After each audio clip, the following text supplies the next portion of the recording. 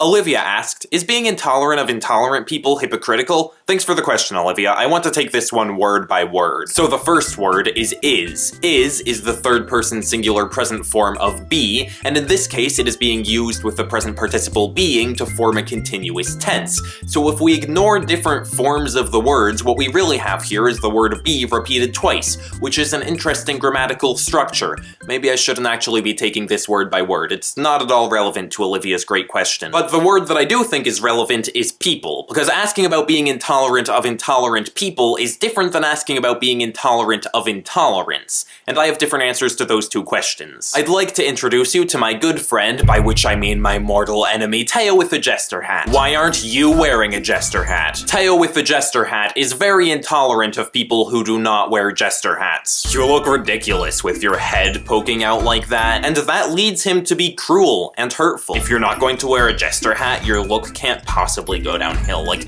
you might as well be wearing a trilby. How could you? But before we think too negatively of Teo with the jester hat, let's consider his background. Teo with the jester hat was raised in a strict jester family. As a child, he wasn't exposed to many people who were not medieval entertainers, and he's long been taught that wearing a jester hat is the only way to live a moral life.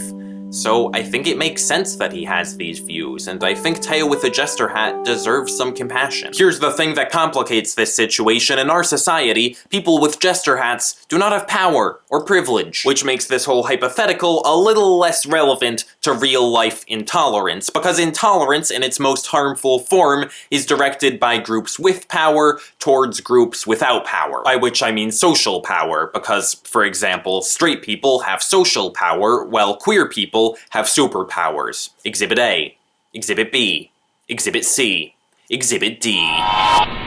When a group is marginalized, I don't think the members of that group have an obligation to tolerate people who are not tolerating them. I don't think I have an obligation to tolerate homophobic people, and certainly not to tolerate homophobia. And it can be unhealthy to try to tolerate them. If you're struggling with yourself, it's healthier to find people who accept you for who you are. But if I can healthily tolerate intolerant people, I think it's beneficial that I do that. Because the best way to fight intolerance is to show that it's undeserved, by being kind and compassionate and looking damn cool in a jester hat.